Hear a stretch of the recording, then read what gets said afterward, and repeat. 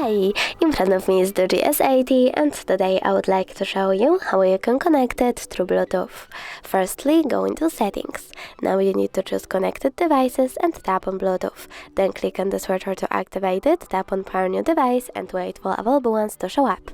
Then click on the one that you want to connect to, select Pair in the pop-up over here and wait for this device to accept your connection request.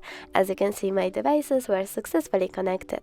If you wish to forget this connection, you can always click on this gear icon next to the device, select Forget, and now it's disconnected.